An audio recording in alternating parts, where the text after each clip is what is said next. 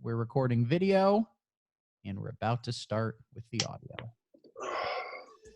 Wait, wrong thing. Fuck. Yeah, your boy Banks. And this track is dedicated to all the ladies out there who like to go to the movies, you know, especially you, girl. Let me take it to the movie, shorty. I'm sure later on you will be my baby. Let's sit down and just be by my side. I got the popcorn, I know what I feel like. Let me take it. You can't not fucking bounce to that Every It's single infectious. time. every time. Yeah. How you doing, Ron? I'm pretty good. So here's a fun little tidbit. Here in probably, I don't know how long, but not shortly, I text my weed guy today, and he was like, yeah, no problem, I gotcha. And then as I sit down, get signed into this, everything set up, he texts me, he's like, hey, sorry for taking so long, but I'm on my way. So when I disappear here for a few minutes, you all will know why.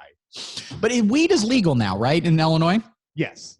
I'm not a serious stoner with a 420 attitude like Ron. I think all that stuff is the devil. Right. But you still have to have like licenses and shit. So what he's doing is still against the law and fucking the man, right? Yeah, correct. Technically, yes. That owns, man. I'm totally into it. It's pretty cool. Welcome to Adult Films with Collin and Ron. I'm Collin. I'm Ron. This is a podcast about movies, baby. See any good movies lately, Ron?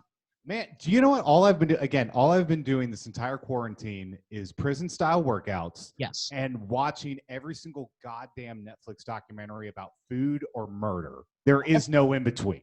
I have to tell you, I finally watched that Tiger King documentary everybody's been talking about. Yes. And spoiler alert for Tiger King, my favorite bit is the best possible way to die, which is to hold a gun to your head and go, it can't possibly be loaded, right? Right. Yeah, it's great. There we go. Oh, we've got Joe Exotic in the Boom. background. I've got to represent, yeah. I almost made my Zoom background for this, the building on Little St. James Island. That would be great. I'm just chilling in Little St. James. I posted it on Facebook, and I want to say it. I didn't know Joe Exotic ran for president, but I would sincerely, no irony, vote for him over any major party candidate of the past 40 years. Absolutely. Yeah, I mean, at least he ran like a successful business. He's a criminal, but he's not a war criminal, which is more than any other president can say. That's a great point. Yeah. We've got some guests today, Ron. We do. Ladies and gentlemen, put your hands together. From the band Affluent Bums, returning to the podcast. Ladies and gentlemen, it's Ethan and James. Yeah. Hey. So these guys, we good. So here's the question. Obviously, all this stuff has affected the comedy community a lot, and it's big. How is the music community holding up with this, and what's going on? Well, no one can play shows doing the live stream thing. Obviously, I don't know. Is anyone live streaming comedy? I mean, we're live. Unfortunately, yes. And tonight, after this last episode, we just got done talking shit about Zoom open mics and showcases. Tonight, I will be hosting a Zoom open mic, and I will then be on a Zoom showcase. It's weird. It's the first time a comedian has ever shit-talked a show and then immediately appear on it. Yeah. The thing you have to understand about comedians is they will only work under any circumstances whatsoever. It doesn't matter. There have been shows when I've been like, everyone involved in that should be embarrassed of themselves. And the moment they sent me a Facebook message, I go, be there at 7:30. See you, buddy. Yeah. So it seems like music. Have you guys been playing music over the Zoom? No. Well, not so much. I've been teaching a few lessons, over Zoom or Google Hangouts or whatever. But you can't play simultaneous, which is the one thing, maybe one day we'll get to the point that everything is, but there's always that latency or whatever. Right. Yeah. There are programs, I haven't actually tested them, but there are programs that claim to be able to like have people jam from different cities and stuff like that. And what I've heard is the latency is still there, but it's a matter of like 3 milliseconds. So it just kind of sounds like everyone has reverb. Yeah, That's that'd be weird. But yeah, I get that. Yeah. On the other hand, I like reverb. It's a lot of fun. Dude, I have a reverb setting on this mixer. Hold on. Dude, you have a cooler mixer. Turn the effects on and shit like Can anybody, do you hear that? Ooh, nice and wet. I like Hello. Oh, yeah. Hello. I'm underneath Little St. James Island. Hello. Someone get Corey Haim, the guest on the podcast. Yeah, where's Cory Booker when I need him? There you go. Corey Feldman, Corey Haim, Cory Booker, 3 powerful black gay men. Yes. I've long said it. So let me ask you, Ethan and James, you guys see any good movies lately? I finally got out of the way getting into Sopranos. I mean, everyone I know has been telling me for years. Oh, yeah. So that's I've said on this podcast, not just the best TV show of all time, I think I've said the best thing of all time, which is a ludicrous statement, but I do utterly stand behind it. cool. No, that's good praise. I mean, everyone has basically told me that, and I've been kicking myself for not trying it out, but no, it's the best thing right now. How far into it are you? What season are you on? I am on end of season 4. Oh, that's like the last episode. Are you at Whitecaps? I don't think so. I think I still got a couple more to go. Okay, then I'm not going to say anything to spoil it, but you know how it ends, right? In the entirety of the show? Yeah. I kind of do. I mean, everyone sort of knows, and they've talked and dissected the ending, and it sort of eclipsed the rest of the show, which is better.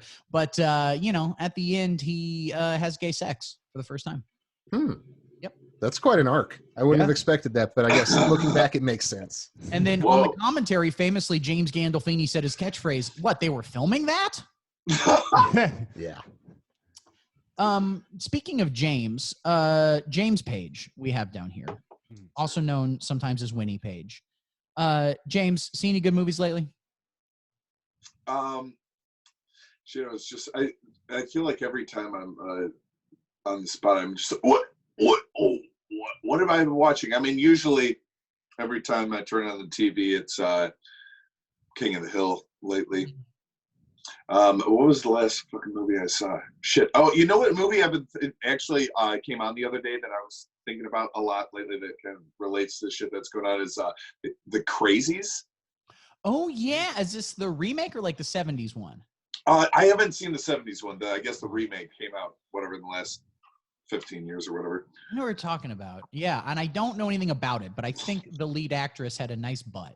That's Ron, have you seen this? I haven't. No, I can't say I'm familiar. Oh, okay. So the Crazies is basically a movie where it's kind of zombie-ish, but people get sick at first and they start like getting kind of shitty, and then all of a sudden they're like crazy, but they're not like eating people. They just do fucked up shit. Like all of a sudden they're sick, and then all of a sudden they wake up and they'll like stab you with they're just insane. They're gonna like drive a car into you, or they're going to go murder people or whatever. The George Romero picture, who we'll talk about in just a little bit. Hell yeah. And the original was, not the remake. The remake, although Romero produced it, the remake starred my boyfriend, Timothy Oliphant from Justified. There you go.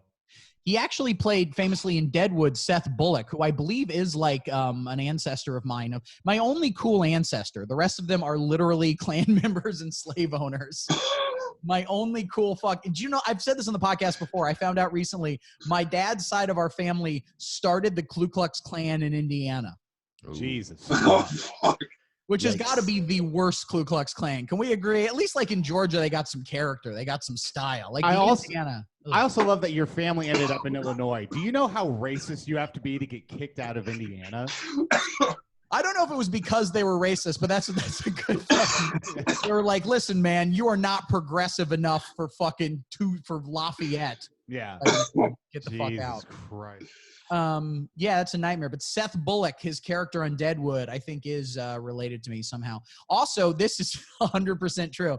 Tina Turner, her real name is Anna Mae Bullock, and she's from the same parts of, I think, Kentucky or something, where my family used to own slaves. So 100% my ancestors owned Tina Turner's ancestors. And what the fuck? And I've still not received any residuals from Mad Max Beyond Boundaries. We should get a little bit. And that just reminds me. So my last name is Irvin, and it's spelled E-R-V-I-N. The typical spelling of it is I-R-V-I-N. So my spelling is a little atypical. Almost every single person I meet who has the last name Irvin spelled like I have it is black. Which, interesting. Yeah, leads me to like, also my ancestors are from Kentucky. So it's like, I don't know if my ancestors were the greatest people. Yeah. Well, that would suck, especially if your ancestors owned slaves because you grew up poor. So like, at least I got to grow up upper middle class relatively. So like we didn't squander all that white privilege. You guys had white privilege. We have a guest appearance from a roommate and a dog behind you. Hey, What's up, guys? Hey, well, I got the headphones in, so. Yeah, it's not important. Yeah. How about you guys? You guys have any terrible, embarrassing, racist ancestors you want to bring up?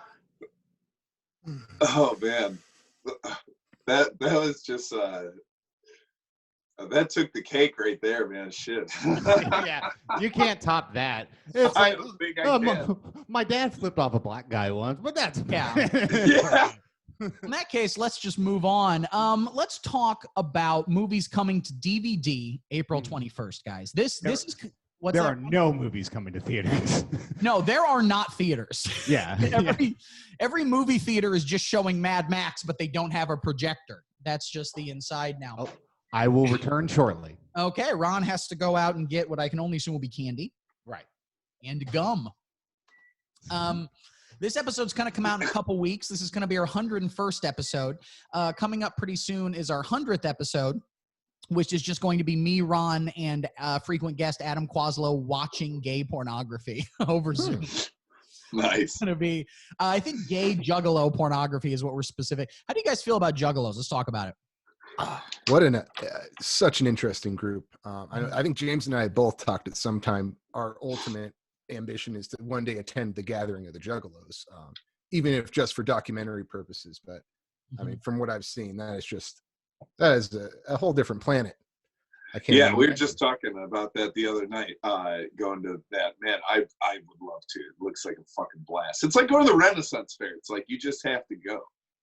Now, my band, Titty City, did not play the Gathering of the Juggalos, but for a while we were on a Twitter quest to get booked at the Gathering of the Juggalos, and one of our Twitter followers did send me the email for the booker of the Gathering of the Juggalos, and I sent him an email, and he responded saying the lineup was full and they couldn't book us, but it was very funny as it's a very, professional email, but the email name is Ninjas Incorporated, which is very funny to me. So you get an email from the name Ninjas Incorporated. We do not have room at the Gathering of the Juggalos, where famously Tila Tequila had to be helicoptered out because they started throwing jars of piss at her. You can't make that stuff up. She came out on stage, I don't know what she was doing, music or stand-up or something, and they were like, show us your tits. And she made ultimately a bad call, but I get where she was coming from. And she did show them her tits, and they're just fucking animals. So they started just literally shitting in their hands and throwing them at. You can't give monkeys Fago and an erection at the same time. Nothing good will come of it. Yeah. I've long fucking said. Exactly. So let's talk about what's coming to DVD, guys. April 21st. So there are some big movies coming to DVD. Bad Boys for Life, Like a Boss, The Gentleman, all that. Bad Boys for Life. Here's the problem about Bad Boys for Life. It's the third movie in the franchise, but it's Bad Boys for Life. They clearly should have saved that title for the fourth movie in the franchise. Sure. There isn't going to be a fourth movie in the franchise. I mean, you think. The fourth made money. I wouldn't be surprised. Martin Lawrence is already look, that man has settled into middle-aged lifestyle hard. But if you've seen Bad Boys for Life, which should have been Bad Boys 3D, all third movies should be 3D. He's very much a supporting character, and Will Smith is kind of the star. But his whole plot in that movie is that he's old and he's a grandpa and he wants to stay at home all the time. He just leans into being fat. It rules. Right. Which is what just Jack Nicholson does in real life now. Oh, Nicholson is the best at being retired. He is the retirement king. It would be great if him and Joe Pesci hung out in retirement, but it'll only happen if they both happen to go to the same golf course. They're not making plans. Yeah. Now, how do you guys feel? Do you guys have any desire, or have you seen Bad Boys for Life? Personally, no. No, I could get behind the idea of the originals. It's pretty hard to get me into a movie theater these days, to be quite honest. Yeah, especially because they've closed them all the fuck down. Yeah. I mean, far before that. Yeah. Yeah. I was on a jog earlier, and I just stopped at the Logan Theater and peered inside, and I was like, remember when Society happened? Yeah. Who remembers places? Yeah. You guys remembered when there were more than two places, outside and inside?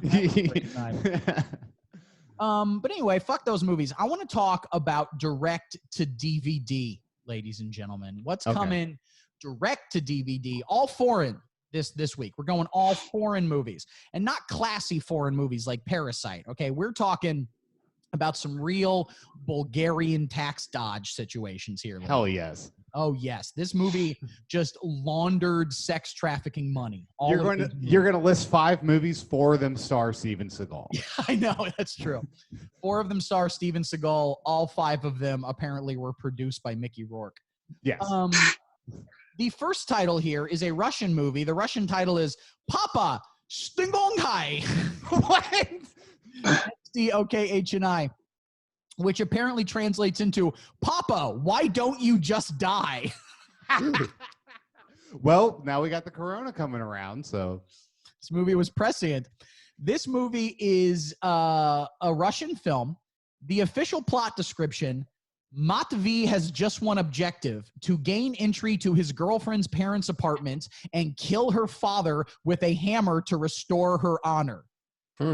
This movie is listed as a comedy. This is the most Russian film that's ever existed. This movie, this is like their Meet the Parents. Yeah. You have hammer. You can pound heads with hammer. Can you pound my head with a hammer, Greg? You can boil concrete, Greg.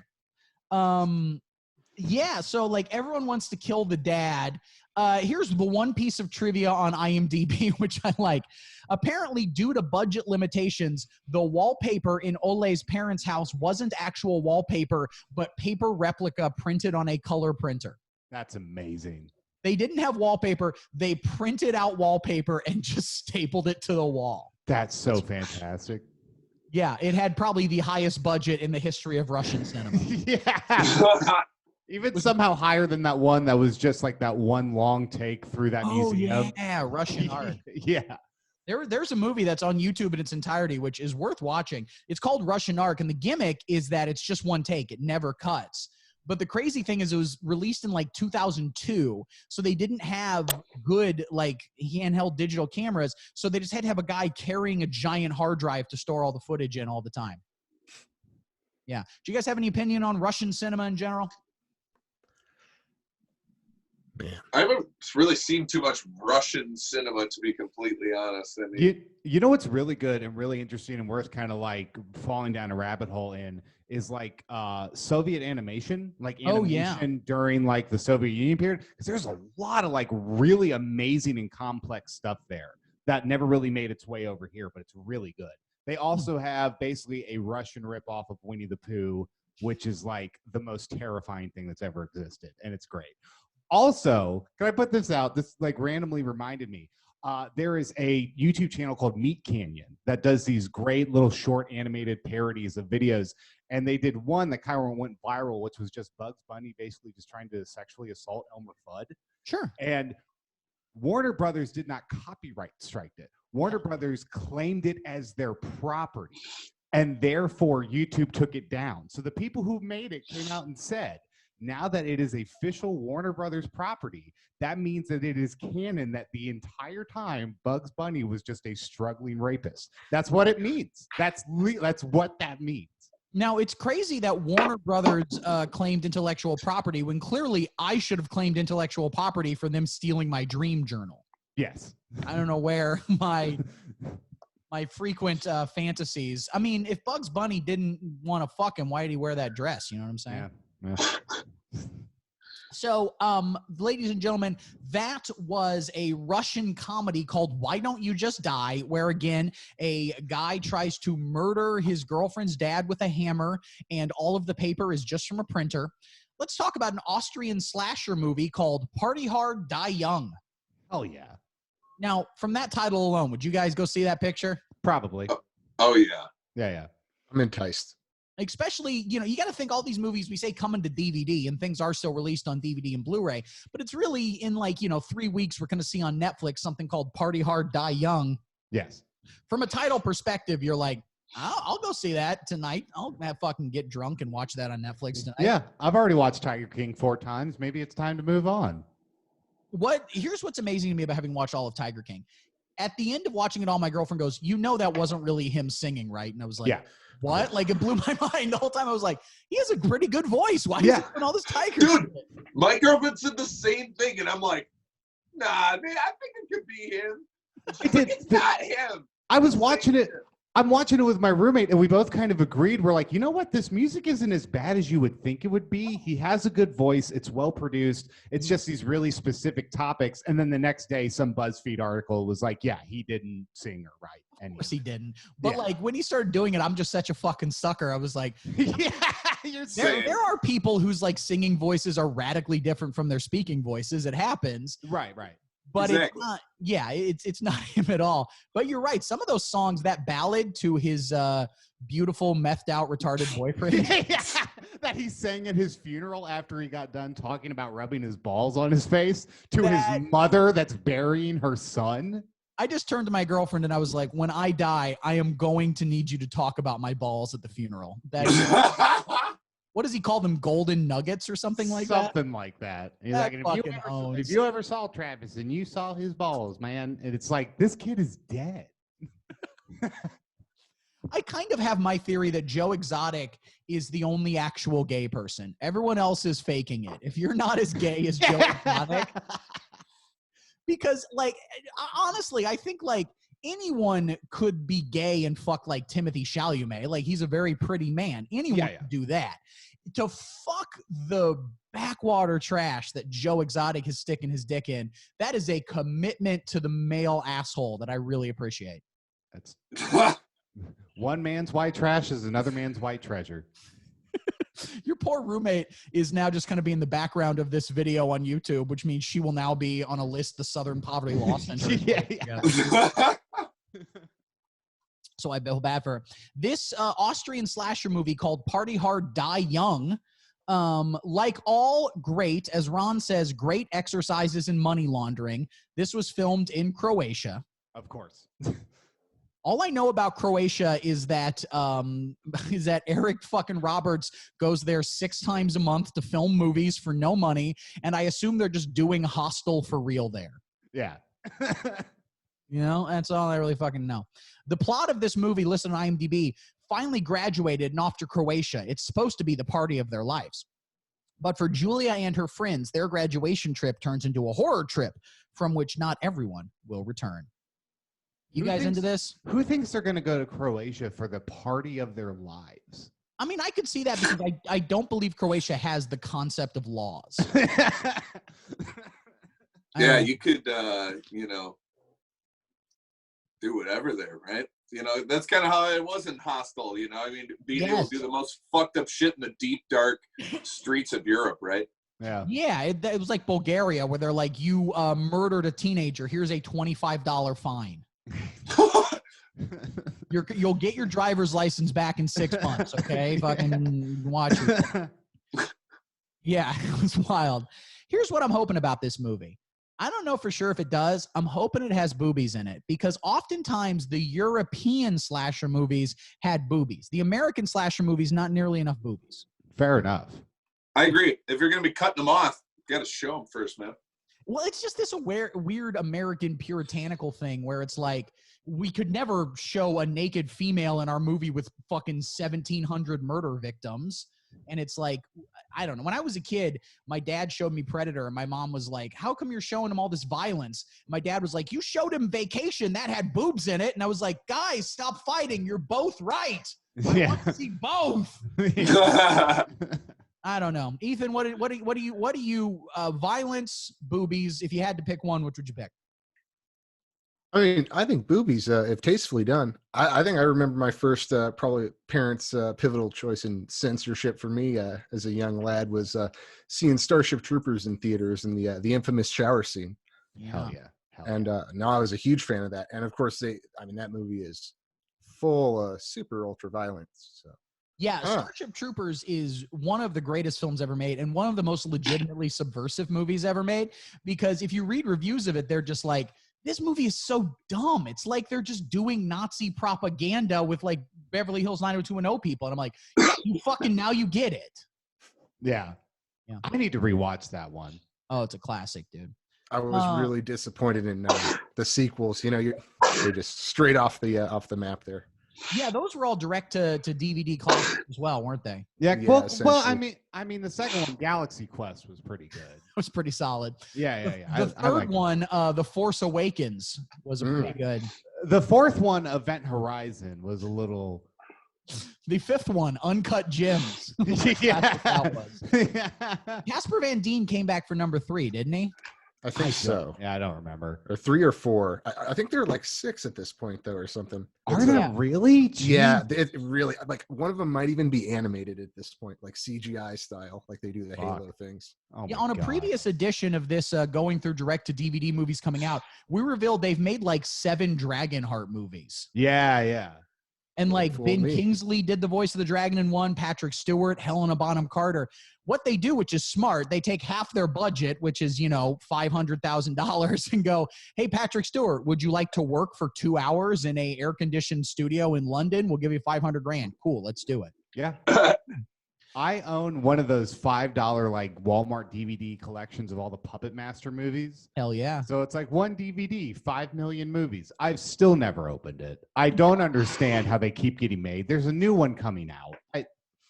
Yeah. The thing is, back in the day, they would do with movies what they do with TV now, where they're like, we clearly don't know what people like really, but we figured out like 7 things that people generally like. So we're just going to make 10 billion versions of that. And there's too many goddamn TV shows right now. Oh, yeah. Need to get rid of half of them at least. Yeah. I want to give you guys the 5 IMDb plot description words. So the plot keywords. We often play a game on this podcast where I go through IMDb plot keywords. Here's the first 5 IMDb plot keywords for Party Hard, Die Young. Male rape, bottle rape, anal rape with bottle, truth or dare, rape. So, I mean, I don't know. I feel like at some point you have bottle rape and male rape with bottle. I don't know why that needs to be 2 separate categories. I feel like that's just the track list for a Cannibal Corpse EP. Yeah, that's what that is. That's the next Tyler, the Creator album. Yeah. That was a bad reference. Don't rape anyone with a bottle. I'm going to say that officially. No. Or with anything for that matter, but especially not a bottle. Yeah. Are you guys willing to go on the record as being anti-rape? Yeah. Sure. Yeah. I'll say it right here. I don't care who's listening. I don't give a shit about the liberal media. No. Bottles or not. No, I think you shouldn't rape anyone. And if you do, you deserve a couple months probation. That's a hard stance. That's hard lining it there. I think that if that happens, you should not be allowed to see R-rated movies for 9 months. What about PG-13? Depends. Depends on what it's for. If it's for rape, then yes, to check the authenticity. Yeah. Okay. No, that makes sense. No dessert for a week. Yeah. Coming to DVD April 21st, Ip Man, IP Man 4, the finale. Oh, wow. You guys seen any of these IP Man pictures? Oh, yeah. I've never seen them, but I heard they fuck. Yeah, no, they're hardcore. What are they, like just kung fu movies? Super cinematography, like the fight choreography is real wacky. Yeah, it's super high production looking. Yeah, I don't know story wise, but I've definitely You've seen them before? watched a few through, kind of half-assed. I know I've seen at least the first one. They star Donnie Yen, who they put in Rogue One so that people will go see it in China because he's like a big Chinese movie star. And they're choreographed by Wu Yaoping, whose name, first off, I'm sure I'm saying as a fucking hate crime. Yeah. They're choreographed by Egg Foo Lo Mein. And hey, listen. I'm going to keep being racist until you stop eating fucking bats. Okay? Get that together and I'll Guys, did you hear? This is just kind of a side thing, but when it was revealed that apparently Donald Trump calls the coronavirus Kung Flu. Oh. Oh, wow. Did he do that officially? Not officially, but I think someone leaked it to their meetings where he just goes like, all these people are getting the Kung Flu. And I'm like, stop making me like him. I shouldn't like him. He's a terrible president. Oh, my God. The Wuhan Fluhan? The Wuhan Flu. Yeah. So don't do that. But anyway, this guy, great action choreographer. He did the Matrix movies. He did Crouching Tiger, Hidden Dragon. Yeah, he fucking rules. So these movies have crazy fight choreography, right? Oh, yeah. From what I remember, definitely seeing the Crouching Tiger, remembering that now. I could definitely see those parallels. Yeah. Now, this movie here, IP Man 4, the finale, this in just its first day of release, in China, made more money than Rise of Skywalker did overall. Well, that's right, because Star Wars isn't a big pull over there, right? Because they didn't get the originals. Exactly, yeah, because in the 70s, they were like super, I mean, they're still pretty fucking intense about what they'll let in for America and what they won't, but even more so in the 70s, and so they never had, so Star Wars, it doesn't have nostalgia for them. Yeah. Or Star Wars, or China doesn't have nostalgia for Star Wars. Yes, well, and the makers of Star Wars have explicitly stated they support the Hong Kong protesters. Are they still protesting in Hong Kong? I have no idea. Yeah. Because I've heard that conspiracy theory, the coronavirus, and I don't know if it's true or not, I have no fucking idea, but the conspiracy theory that it was released to sort of get attention away from the Hong Kong protesters. If that was their goal, it fucking worked. Well, Yeah. My buddy lives over there, and he was saying that there's a bio, what do they call it? A bioweapons lab in Wuhan. Yeah. Yeah. And that he's like, I don't know, man, might have leaked out of there or whatever. I mean, that's what a lot of people say. The problem is we are sponsored by the Chinese government, so this podcast can't really go too hard against our glorious leader. Oh, crap. What's his name, Ron? As an avowed communist, what's the name of the guy in charge of China? right now, their president? Yeah, what's his Isn't name? it President Xi or like XI, something like this? Wrong, it is Jackie Chan. Yeah. He actually is. You know what? Jackie Chan is controversial because he's super like sucking up to the Chinese government now and is like the Hong Kong protesters need to shut the fuck up and I love the Chinese government. Plus he had a couple kids out of wedlock, so he's kind of controversial. That's true. Doesn't he have like a lesbian daughter that he disowned and like? Yeah, something like that. Yeah, man. yeah. But I don't know. He was given to like basically child like gymnastic slavery when he was like 5. So I don't know why he doesn't have real opinions or thoughts. Yeah. Michael Jackson syndrome. Oh, 100%. But you know what? Jackie Chan fucks grown-ass women. So let's just have that on the record. Yeah. Yep. 100%.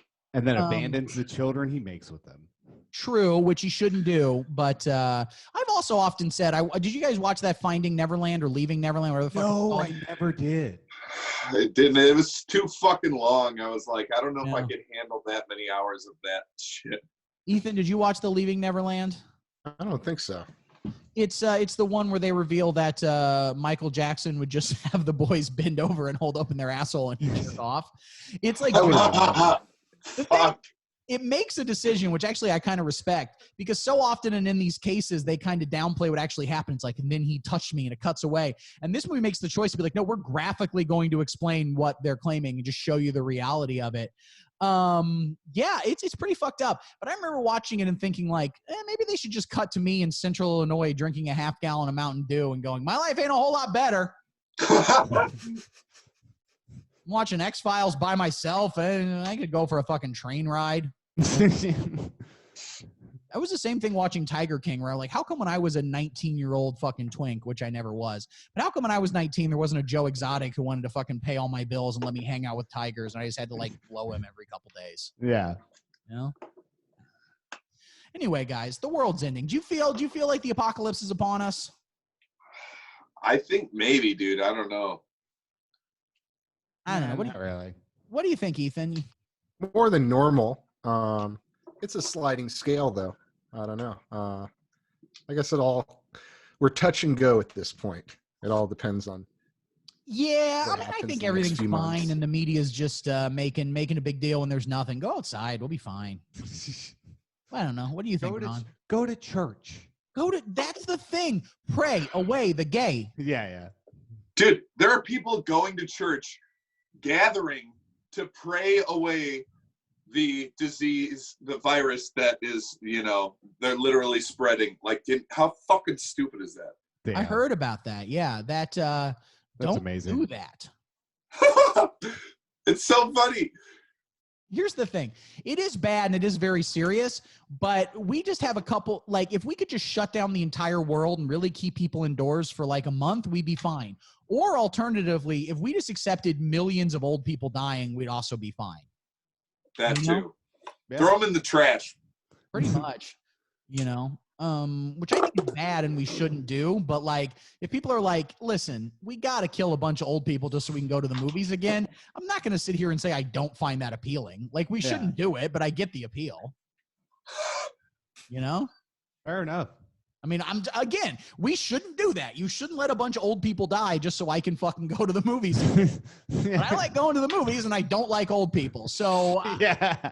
You know, it comes down to personal preference. You know, if we just kind of let this thing go through the ranks, there is a chance Bernie could win this thing. Yeah. You know, that's really his best hope at this point. Yeah. But I'll tell you what we don't have right now, guys. We don't have a goddamn zombie apocalypse right now. Not yet. They do not. Do you think we're going to get there, James? I mean, dude, I saw a meme the other day that was like, you know, COVID 19, wait for COVID 18 and 17 or whatever they're coming after, whatever. It's like, you know, I don't know. This is kind of how zombie movies start out, right? It was 28 Days Later is that fucking monkey, and the monkey's crazy, and then gets out and bites someone, and then I mean, this is literally that because of whatever. I told my mom, I was like, yeah, I guess some guy eating bat soup. She's like, that's not true. It started in a fish market. And I'm like, whatever it fucking started. It started with someone eating shit. Yeah. Well, I believe it started in what's called the wet markets, which is what I call Tinder, if you know what I'm saying, ladies and gentlemen. Hell yeah. Hell yeah. Fuck yeah.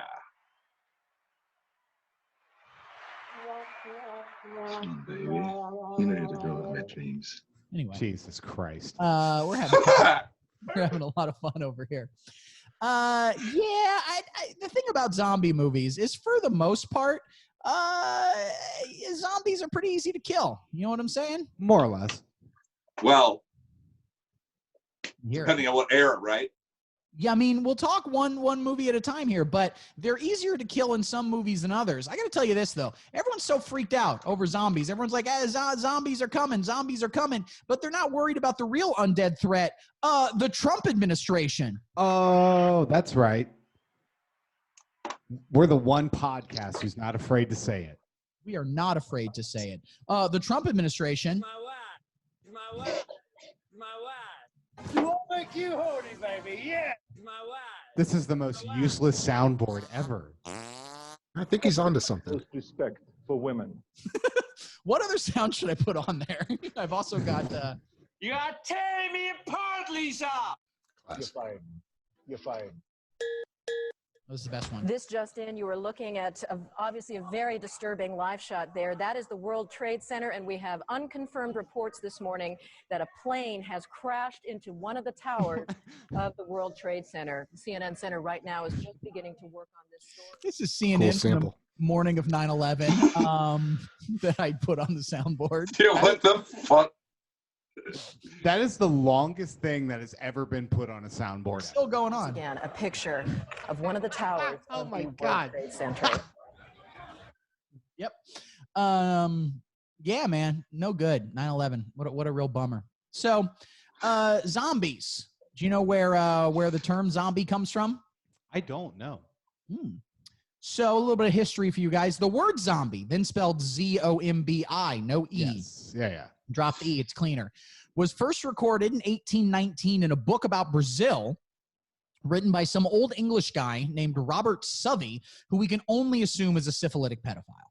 Right, fair enough, as they all are. No, every British person, probably today still, but definitely in the 1800s, syphilitic pedophile. Right. And he wrote about Brazil. He said, Zombie, the title whereby he, the chief, was called, is the name for the deity in the Algonquian tongues. I don't know what the fuck that means. But apparently he thought a zombie was like a god or a deity, but he was probably wrong. Okay. Yeah.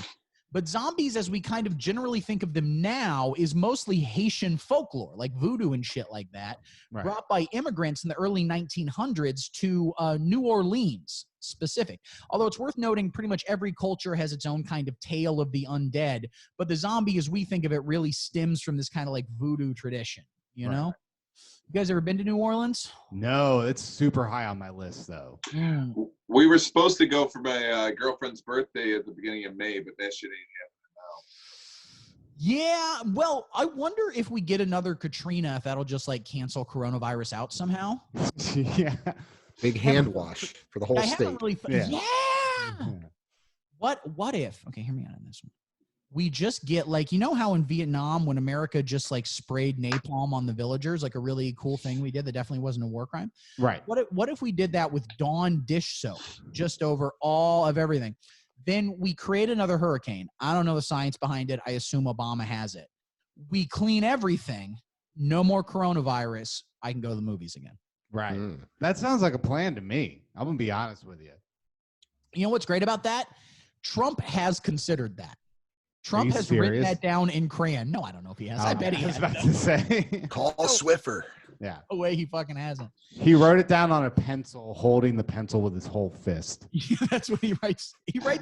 He somehow he's the only president with executive decrees on the back of Red Lobster children's menus. Yeah. Where he's failed at the maze and angrily called it a racial slur. Yeah. Do you guys know the very first zombie movie, generally thought to be the very first zombie movie? No. Give you a hint. It's the name of Rob Zombie's band. Oh, White Zombie? Okay. White Zombie. You guys there you go. Rob Zombie fans? White Zombie fans? Fuck yeah, dude. Yeah. What's the best? Ethan, what do you think is the best Rob Zombie, White Zombie song? I mean, the one that comes to mind is the Dragula or whatever. Dig to Yeah. No, he's got the goofy video. He's got the goggles and stuff. Yeah.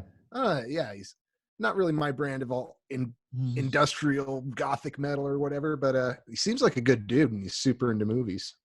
Yeah, in terms of white guys with dreadlocks, he's one of the better ones. He may get a pass, maybe, but somebody said that Rob Zombie and White Zombie's music is basically just like Wacky Racers theme songs. Yes. It's Wacky Racers for like Hot Topics kids. It's the exact same shit. What do you think about Rob Zombie's directorial? He actually has an interesting, very weird career as a film director. Yeah, I'm a fan. Yeah. He's never made a zombie movie, has he? Maybe they'd be too on the nose. No, yeah, that's true. What was the big movie by him again? What was it called? House of a Thousand Corpses and Devil's Rejects. Yeah, Devil's Rejects is kind of thought to be his like masterpiece. Maybe like he did a Halloween remake and then a sequel to the Halloween remake. People forget that happened. Right. Yeah. Crazy shit. White Zombie, I watched it yesterday. It's on Amazon Prime, and it's only like an hour and 6 minutes, and it's very racist. So, I mean, of course, highly recommended. I feel like even in 1932, people had to just go like, this was showing literal slaves. Is that cool? Yeah, it was a different time. But it's set on a Haitian plantation, which say that 17 times fast. Yeah. And like Bela Lugosi's in it. And Bela Lugosi kind of started this thing that is now a very common horror movie trope, where you get a very accomplished European actor and get him to do garbage for money. As they do. Like Michael Caine. Yes. Michael Caine has done a lot of great stuff. He has also done a lot of garbage. Yeah, Michael Caine, which I can respect. There's a bit of like Christopher Walken, Samuel L. Jackson. They all kind of have this too, that like he likes to work. Michael Caine is not a guy who likes to just hang out. You know what I'm saying? Yeah. He wants to go to fucking, I've heard Samuel L. Jackson has a thing where he's like, I will show up. I will do your movie. You get 2 takes. All right. I'm a pro. I'm going to show up and know all my lines. So you get 2, just in case the first one's messed up with a technical issue, then I get the fuck out of here and cash the check. Damn. I know. Isn't that fucking badass? Love it. But the origin of this stuff in the 1920s and 30s, with all sort of the Haitian immigrants in New Orleans and with the rise of jazz and shit like that, there was this big American interest in voodoo. It was kind of like how in the 1980s, everyone was really into Australian shit. So like we saw Yahoo Serious movies and bought Dunkaroos and had like those little fucking koala cookies and shit. We listened to the Men Down Under. Yes, exactly. Our Men at Work. Men at Work who come. Yeah. Where did they do the We Come From a Land Down Under? Yeah, We Come From a Land Down Under, yeah. Yeah, and they also did that. But also I think I would walk 500 miles and I would walk. Were they Australian? I thought they were like German or something. Maybe they were Scottish. Or that Swedish. was the Verve Pipe or something, right? No. The Verve Pipe did that song. Freshman. Rolling Stones. Oh, yeah. Yeah. Wait, no, not the what I would walk the Proclaimers. I think. Yeah, that's it. I think they're like Swedish or German or something. Pull it up here. Maybe they were Scottish. They're were like Scottish, twins. actually. Scottish. That's it. Okay. Yeah, twin brothers Craig and Charlie Reed, who were born. Oh, look at this, March 5th, 1962. It's their birthday today. Oh no, today is April 5th. Oh yeah, no. Had me so excited. This is about to be a great day. Oh my god! I've never been. It was like fucking lost. It's their birthday. No, it's yeah. No. But it's 1 month past their We're birthday. so close. I know, bummer. Congrats. They're in their 40s or 50s now. They're not quite 50. I don't know. Yeah. Over 50. They're old people, but bless their hearts. But Voodoo Man in this movie, White Zombie. And I'm guessing you guys haven't seen this picture. Maybe you have. You tell me. Oh yeah. Ages ago. Yeah. Yeah. You guys ever seen White Scrolled Zombie? through. Honestly, I have a thing with old movies, like anything like close to right when they started the sound era, like 30s, 40s, anything before that. I don't know. There was a different sense of like attention level. Like I get what didn't you're have TVs and cars driving around. They were just sitting around watching tumbleweeds. So I think movies are appropriately paced a little slower.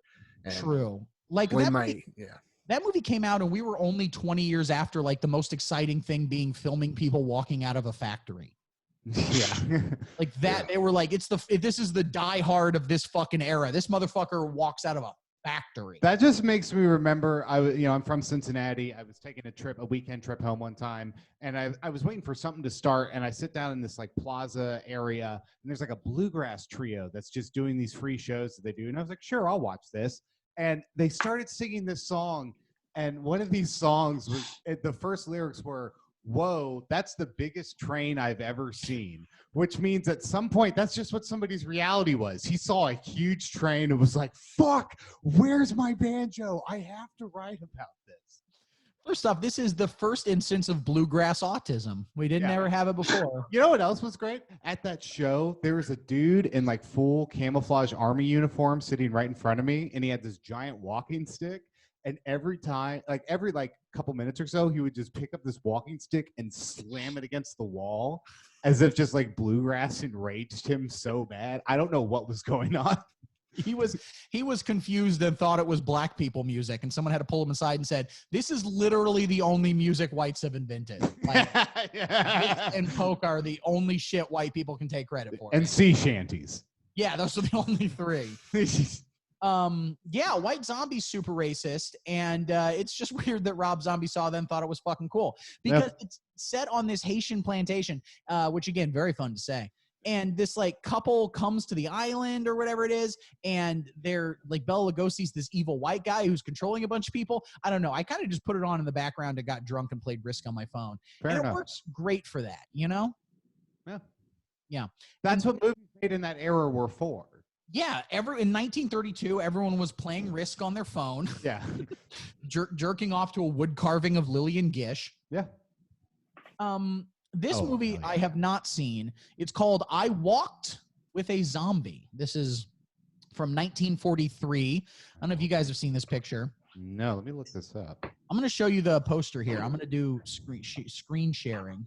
Oh, wow. That's a dope poster. Yeah, it's pretty cool, isn't it? Look at that. Holy shit. Nice. Yeah. James Ellison, Francis D., Tom Conway. Look at this. I walked with a zombie. I walked with a zombie. I'd walk with very comic book-ish. Yes, yeah. Like the EC Comics and all that kind of shit. Yeah. This is another movie where the heroes are plantation owners in Haiti, which they thought was all right. Cool. What's funny is apparently the process of this movie, which is how they made movies back then, and maybe we should go back to, maybe to some degree some studios still do it. There was just an article in like the New Yorker or some shit called I Walked with a Zombie, not about zombies as we know them. It was about people, super drugged up people in like Vancouver or something. And so the movie studio just bought the title and goes, all right, I'm going to need a movie in like 7 months, dude. Get to it. Yeah. And they just fucking shot this shit out. That's fucking fantastic. I know. That's how they used to do it. What if they made a movie called Vampires Suck My Dick? I'm sure that exists. Hold on. I'm going to Google that right now. Yeah, let's look that up. Vampires. Please do. My dick. This is going to either be like a real movie or the most amazing porn. All right, so we have Urban Dictionary looks at the definition vampire dick sucking. Vampire dick sucking occurs when the one individual performing the act of fellatio bites the head off the receiver's penis, then proceeds to suck all the blood from the penis and the rest of the body for adequate nutrition. Now, I just have to screen share to show you this GIF they have on this article. Okay, please do. That's awesome. Oh, fuck. Batman sucking a water bottle. Oh, yeah. Oh, a million comedy points to whoever did Oh, that. my God. You fucking own. Zombies and vampires, not to be confused. It seems to me that in cinema, at least, vampires are like sexy and European, whereas zombies are like used to be black. Obviously, we've kind of moved away from the racial connotations of all that, but Right. zombies are like more of a white trash kind of thing, you know? Right. Yeah. Yeah. What if, okay, Twilight, but instead of vampires, they're zombies? That's not a bad idea. He's trying to pretend to be a high school student, but he's still just like rotting flesh of his, and like nobody says anything. He's in this like high school classroom, just rotting and moaning, and she's like, "Oh my God, those eyes." Do you glitter in the sunlight? Like throat open, right? Fucking there. Man, remember they made 4 Twilight movies and no one ever talks about them. Yeah. But They made like $1 billion each. They made so much fucking money, and now Robert Pattinson's going to be fucking Batman. That's great. Do you guys have an opinion on Robert Pattinson's film career? The Goat Pattinson? He's the man. He is the fucking man. Now, first off, did you guys see The Lighthouse yet? I have not. No. You guys got to check out The Lighthouse and Uncut Gems. I think you guys would like those 2 pictures. Yeah. All But right. Oh, this pretty boy guy. Yeah, but then The Lighthouse and then of Uncut Gems, the movie that the guys who did that made before that was called Good Time, and it starred Robert Pattinson. And after seeing that and The Lighthouse and a couple of his other things he's done, I'm like, dude, this guy fucking rocks, and just took a shitty role to help his career at one point. Legit, not a bit. The guy from Twilight is one of the best and most interesting actors of his generation. Yeah. He's fantastic. Yeah, absolutely. So I walked with a zombie. That happened. Let's talk about one of the great achievements in cinema. I'm talking about Plan 9 from Outer Space, ladies. Hell yes. This is technically a zombie movie. Yeah. Kind of. Now, have you guys seen Plan 9 from Outer Space? I've seen clips of it. That was like film editing 1. Like first assignment is like re-edit some of that footage into something new. I probably put it to some crappy music, but that's a good challenge. Yeah, there's a story I read sometime about someone in a film studies class involving The Room, not Plan 9, but maybe it could apply to this as well. But they talked about, the professor goes, there's not a single movie ever made that you could not re-edit and make better slightly. And then this person gave the film professor a copy of The Room, and the next day the professor comes in and goes, I take it back. This movie could not in any way be improved. Now, Ron, what's Plan 9 all about? Okay, let me dig in my memory here. So Plan 9 is basically, Plan 9 is called Plan 9 because it's the 9th plan from this alien group to try to take over Earth, and they basically just like raise the dead and make them zombies. And this is their idea of how they're going to take over. That's the basic plot premise. And it's Bela Lugosi's final role. He was in that. Yeah, you're right. For 2 seconds. Fun fact about that, he was in it for 2 seconds. Like, it's him coming out of his house. Then he died during production. So they had, like, I think it was a makeup artist or something, cover his bottom of his face with his robe and basically be his body double for the rest of the film. He just, like, holds a cape up like he's dabbing the whole fucking movie. Just covering the lower half of his face. It's like a makeup artist or something on the movie. Have you guys seen Ed Wood? Oh, yeah. One of the great movies, and they cover all that in there. It's like the guy who did it was a chiropractor who just had a nose that kind of looked like Bela Lugosi's. Yeah. Mm-hmm. It's great. God, I fucking love it. I think one of my favorite, it has probably my favorite bad movie moment in it, which is they're at the graveyard. It's nighttime. The police call for backup. They get the call at the station. They come out of the police station, get in their cars. It's nighttime. Yeah. It cuts to them flying down the road. It's broad daylight. Then cuts to them pulling up to the graveyard. It's nighttime again. They get out of their car and somebody says, thank goodness it only took us a couple minutes to get here.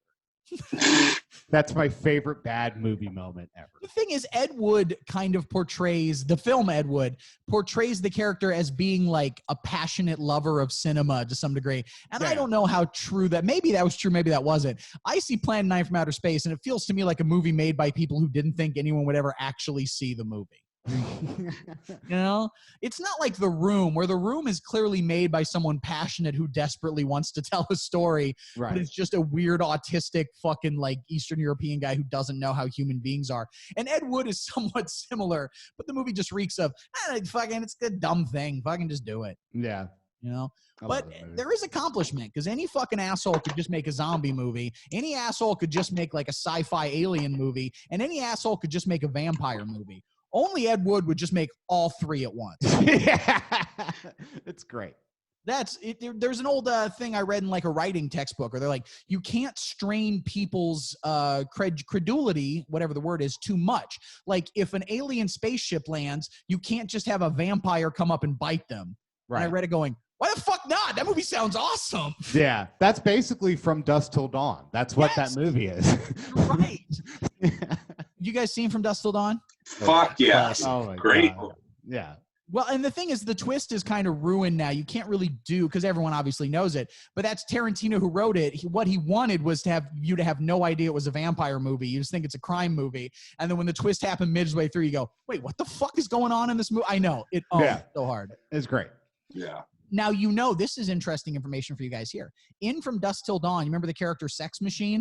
Yeah, yeah. Who has the gun for like a dick, or not like really, but he like fucks and he has a little gun thing. Yeah. That actor playing that is Tom Savini, a famous makeup artist who did all the makeup for Night of the Living Dead as well as Dawn of the Dead. Ooh. No shit. Oh shit. Tom Savini, who in his way, with the makeup of Night of the Living Dead especially, changed the face of horror cinema. Damn. Yeah. And Night of the Living Dead, the original Night of the Living Dead. You guys familiar with this? Oh, yeah. Oh, yeah. Yeah. I saw it on the big screen actually like a year or two ago. They showed it at the Logan Theater. I went to go see it. Yeah. And it holds up like a motherfucker, dude. It is a great movie.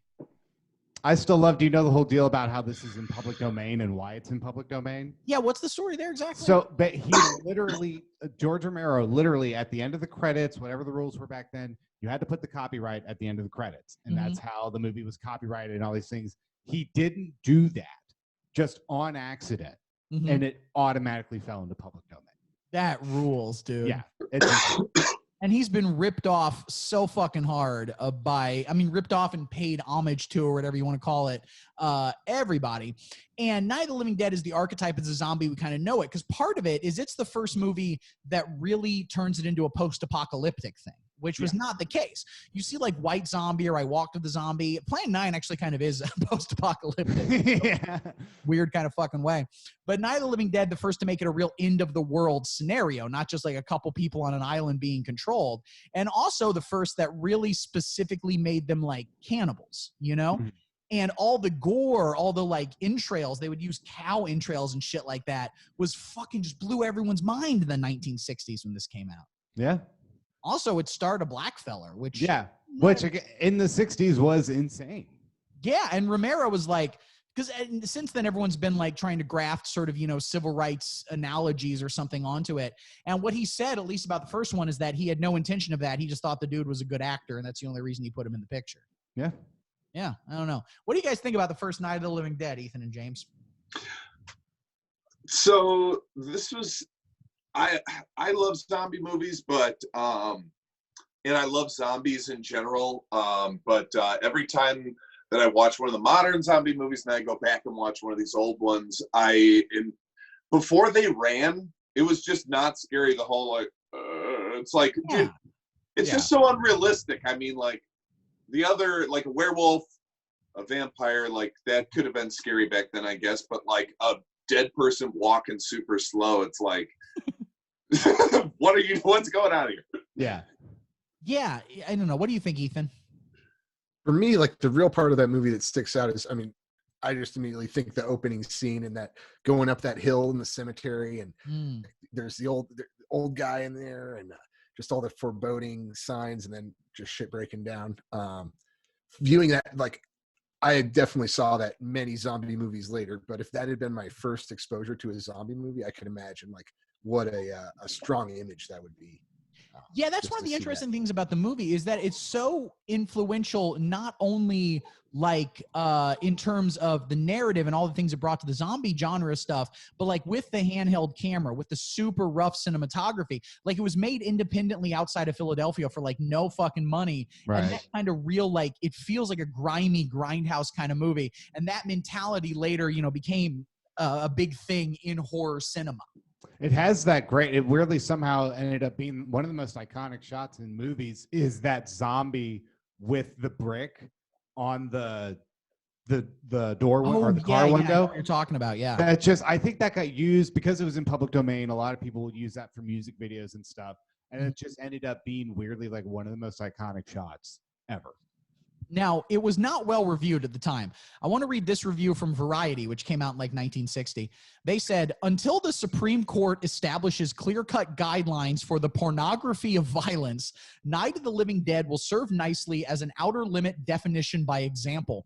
In a mere 90 minutes, this horror movie casts serious apparitions on the integrity and social responsibility of its makers, its distributor, the film industry as a whole, and any exhibitors who book this picture, as well as raising doubts about the future of regional cinema movement and about the moral health of filmgoers who cheerfully opt for this unrelieved orgy of sadism. First That off, sounds great. Yeah, I know. I'm like, you just sold me a ticket, baby. Yeah. Orgy Yeah, of for real. sadism. That was the whole thing that people in that period didn't realize was the more that they said that and the more that they pushed that, the more it just made people, particularly young people, want to go to it. I mean, it's the same thing as the reason, you know, why people wanted to buy heavy metal albums in the late 80s, where it was like, these are instruments of Satan. Satan is coming through these fucking 4 barely literate fucking drag queens Yeah. on Sunset Strip. These 4 dudes who met working at a warehouse, and one of them had drums. One of them had drums. Yeah. None of them can play their instrument, but they're all dressed in fucking clown makeup. But this is what Satan is channeling. And the kids were like, I love it. And same thing as like in the early 90s when you're like, you can't possibly buy these rap albums. This is terrible, disgusting urban filth. And like, that sounds like the coolest fucking thing ever. Yeah. You know? I don't know. Do you, Ethan, you've got Satan, the pentagram as your background. Do you worship the Dark Lord? Yeah, recreationally, you know, it's good fun. He's got the best albums, you know, if you're just going from a musical perspective. True. I myself indulge in it in a medicinal way. It's for my cataracts. Yeah, I get you 100%. Yeah. Now, Night of the Living Dead was largely inspired by a book called I Am Legend, okay, which was made into 3 different movies. Of course, we have the Vincent Price starring Last Man on Earth, Charlton Heston in The Omega Man, and of course, Will Smith in I Am Legend. Now, have you guys seen I Am Legend? Yes. Fuck yeah. Yeah. What do you guys think about that movie? I like the dog. Nice dog. Yeah. I love that movie. I thought it was a great take on a zombie movie. Here's the question, really, though. Have you seen the alternate ending?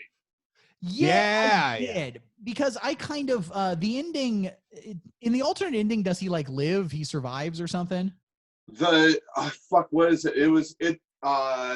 It shows that he is actually, because he like kept her in captivity or whatever. It kind of shows the alternate perspective that like he's the bad guy. Mm-hmm. It's really interesting. It's been a long ass time since I've seen it, but it's really interesting. It's like the whole movie, you're like, what? Yeah.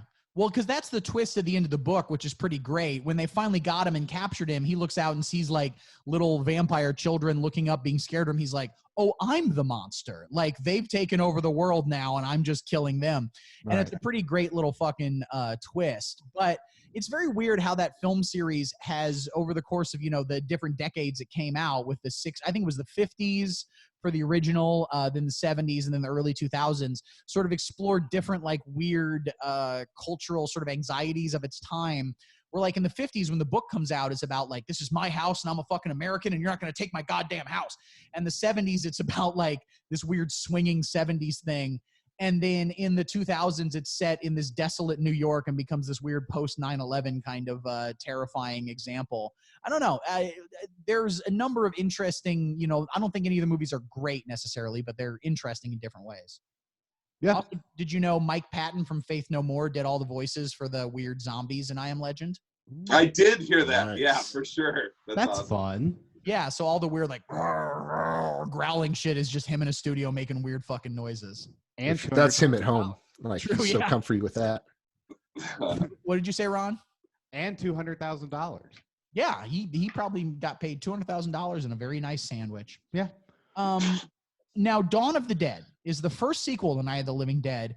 Pretty unquestionably the best sequel to Night of the Living Dead. Now, Yeah. Tom Savini, who I talked about previously, who played Sex Machine in Dawn of the Dead, or not Dawn of the Dead. What's the fucking movie I'm talking about? From Dusk Till Dawn. He went to Vietnam. And so he said he was inspired largely by what he had seen in Vietnam, specifically the dead bodies, to inspired a lot of the makeup effects in Dawn of the Dead. Okay. So fucking think about that. Put that in a pipe and smoke it. Oh, shit. Now this one, have you guys all seen Dawn of the Dead? Yeah, at some point. It's the one in the mall, the Monroeville Mall. And it's sort of this like social satire about consumerism and how, you know, once they've kind of gotten into the mall, they're like, all right, we're pretty chill here. This is where we want to live and we're pretty happy. But it's the only movie in the Night of the Living Dead series to actually use the word zombie. Yeah. Mm-hmm. Well, that's a big thing with zombie movies in general. Yes. Is they tend to not really call them zombies. They make fun of that in Shaun of the Dead when he calls them zombies. Nick Frost does, and Sean's like, "Why would you call them that? That's stupid." It's kind of a similar thing. And George Romero would be like, "They're not zombie movie or whatever the fuck it is," you know? Yeah. But pretty much every fucking movie that they call them something different, like 99% of whatever they call it is stupider than zombie. They're ghoulies, they're walkers, they're, you know, what are they? Fuck, I can't remember. There's some roamers, you know, like whatever. Yeah, in The Walking Dead, they call them walkers, don't they? Yes. Yeah. Do you guys watch the Walking Dead television program? No. Oh, yeah. I've tried. I've watched a decent amount of it. Yeah. They've made too much of it. I watched the first couple seasons and I'm like, there's too much television. I loved it because it was like every zombie movie that I ever saw, I wanted it to keep going, and then this one did just keep going, and it did get to a point where it was like, wow, this is just really fucked up. Yeah. I like Andrew Lincoln, the lead guy, is English, and he does a very bad American accent, and you don't get to hear enough of those. Usually English actors are good at American accents. He is Carl. We got the damn zombie Carl. Like Totally. He's the dude who holds the sign in Love Actually. People forget that. Oh, wow. Holy shit. I love that movie. Yeah, that's Andrew Lincoln from The Walking Dead. That's the main guy. He holds the sign where he's like, Keira Knightley, let me fucking cuck your stupid husband. Yeah. Jerks off. Oh, fuck. Love Actually is not good, but it's like a holiday classic now. It's part of the fucking canon, you know? Yeah. Love it, hate it. It's all fucking there. Yeah, but I think Dawn of the Dead is often considered kind of the best of the Night of the Living Dead series. Now, have you guys seen the Zack Snyder remake? Yeah, that's my favorite personally. That's pretty definitely the best Zack Snyder movie. I think everyone can agree. Yeah. I have to say. I mean, unless you're a big fan of the Legends of the Owls of Ga'Hoole.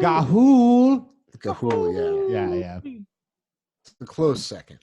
Yeah. Untitled to say. Do you know who? Wait, we were talking about the original Dawn of the Dead? We were. Now we're talking about the remake. Okay, yeah, that's the one I'm thinking of. Oh, yeah, the 2004 remake of it. Yeah, definitely. 1970s. Do you know who wrote the 2004 remake? No. None other than James Gunn, the director of the Guardians of the Galaxy series. And the Guardians of Ga'Hoole. And, well, what if the Guardians of the Galaxies and the Guardians of Ga'Hoole, which is how you have to say that title, by the way. I will not. The Guardians of Ga'Hoole. I recommend it. It's very fun. Is that Ga'Hoole? Is that based off of a book or something? Because it has to be. Because there's no way that somebody walked into a movie studio and was like owls, but they fight. Yeah, I mean, you fucking think so. Let me pull this up here. It's, by the way, we're saying the title wrong, and I do have to apologize. It is Legend of the Guardians, the Owls of Ga'Hoole. Oh, okay. Yes, so it's based on a book series just called The Guardians of Ga'Hoole. So they clearly had to put in owls in the title, otherwise people wouldn't know it's about owls. Oh my God. This movie came out 10 years ago. We've been living in a Gahuli world for 10 fucking years now. I remember seeing a trailer for this in theaters. You know what? It did okay. It made almost $150 million on an $80 million budget. So they made money. Yeah. We're talking Helen Mirren, Jeffrey Rush, Hugo Weaving. I don't know how this movie. This is my favorite zombie movie. Yeah, that's definitely number one. Yeah. Apparently, they developed this movie after the success of Happy Feet. They were like, Happy Feet made a lot. And you know this is 100% true. Happy Feet and Happy Feet 2 are directed by George Miller, who directed all the Mad Max movies. Oh, yeah, that's right. He has the most insane filmography in the world. All the Mad Max movies, both Happy Feet movies, and he wrote the first Babe movie and directed Babe Pig in the City. Hell yeah. Incredible. Yeah. I saw Babe Pig in the City recently because it's on HBO now, and there are people who claim it's like a secret masterpiece and everything like that. I don't know if I'd go that far, but it is definitively by the same guy who made The Road Warrior. Like, they both have this insane sense of like physicality and choreography and like sense of humor and all that kind of shit. Yeah. Mm-hmm. So going ahead a little bit with zombie movies. First up, I do want to touch a little bit on Zombie, which is an Italian movie that's also on Amazon Prime in its entirety, which I did watch. Yeah, I've seen this. Oh, it's amazing. Now, first off, it was originally called Zombie 2 in a number of European markets because they wanted everyone to think it was a sequel to Dawn of the Dead, which was not called Zombie and was already a sequel.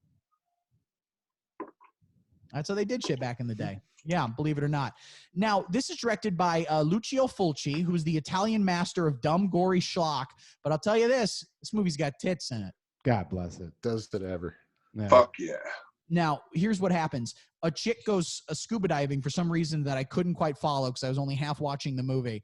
But they get her boobies out, and then she goes scuba diving, and then a zombie almost grabs her underwater, and she fights him off, and then a shark comes up and attacks the zombie, and then a zombie and a shark fight each other in the fucking water. Nice. And that is why they make movies. Yes. Yep.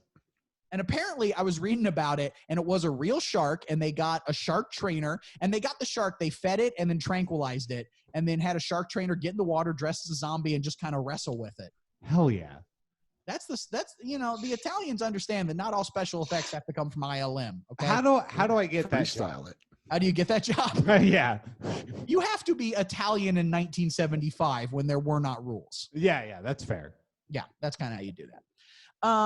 Now, Brain Dead, a little bit. First off, The Return of the Living Dead, which is the punk comedy from the 1980s. I don't know if you guys have heard of this one, but written and directed by Dan O'Bannon, who was a legendary genre screenwriter behind Alien, Dark Star, Heavy Metal, Total Recall, and more. But it's sort of more comedic, and a lot of zombie movies after that kind of took that same comedic kind of tone. Big thing here, this is the first movie to show zombies eating brains specifically. Okay. Yeah, not the first movie to show a zombie getting brain, though. Right, yeah. Which one was that? There's got to be a zombie porn, right? That was your. It's called Collin's student film. Yes, and I was not a student, nor did I film it. Yeah. But they'll never know. So I went into Pornhub, and just put in zombie. Yeah, there's definitely some zombie pornography here. Yeah. Let me see what we got here. So I don't know if you guys can hear the Pornhub theme over the soundtrack, by the way. A little drum break. Yeah. All right, I'll share my screen. Please don't. I'm going to be doing that. So no, please sharing don't. Screen. Now, this is Pornhub. All right, party. Nice. I don't know about this woman being like half conscious. I'm kind of opposed to that.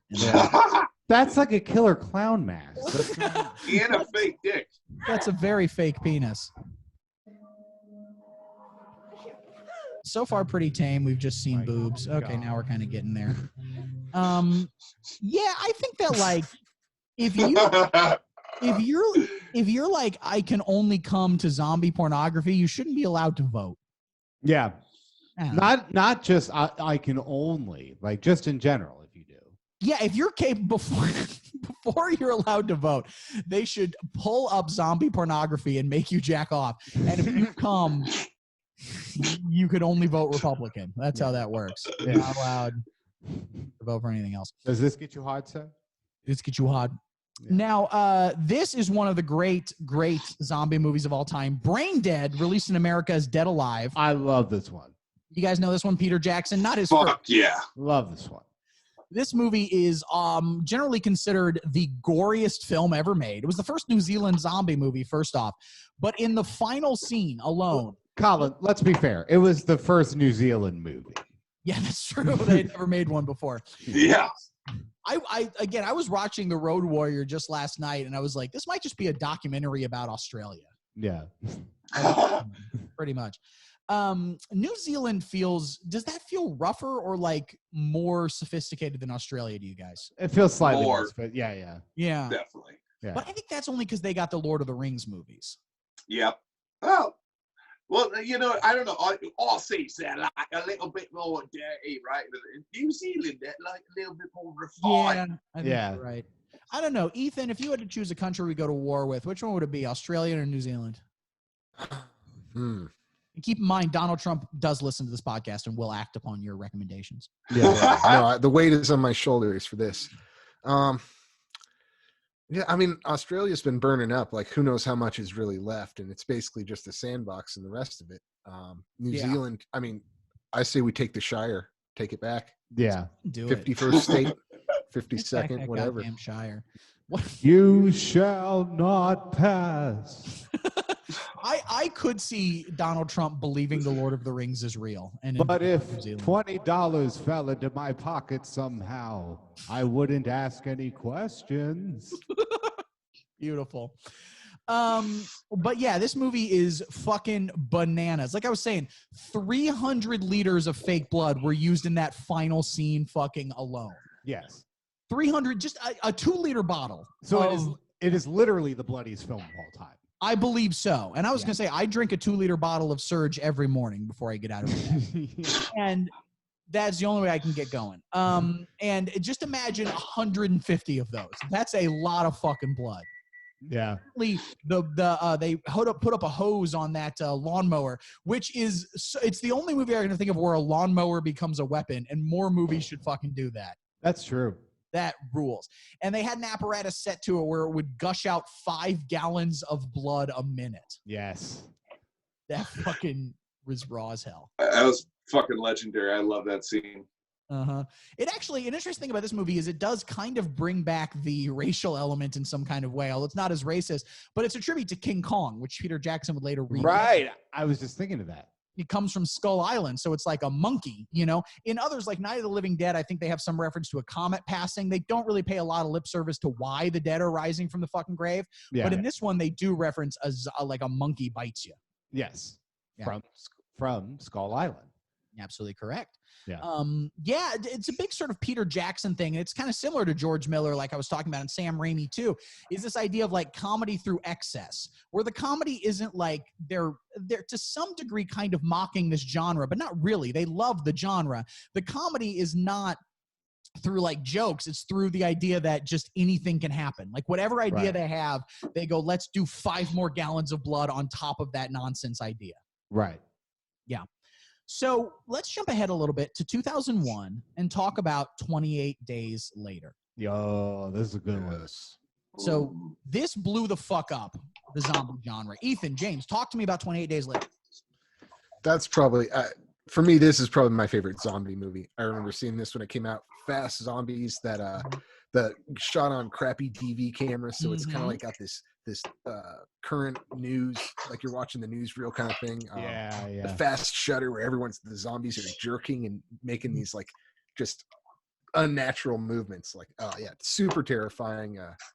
I mean, and that was a big game changer with like making them fast. Was this the first one to do that? It was, yes, the fast zombies. And specifically Danny Boyle, the director who made Train Spotting and Slumdog Millionaire. He's had a weird fucking career. He made the Steve Jobs movie with Michael Fassbender. He can kind of do anything. Yeah. But he specifically found athletes to play the zombies. He wanted not just like extras, but professional athletes, because he's like, I need people who can do weird shit with their bodies. And it's a cool directorial choice. James, what do you think about 28 Days Later? Yeah, I agree completely on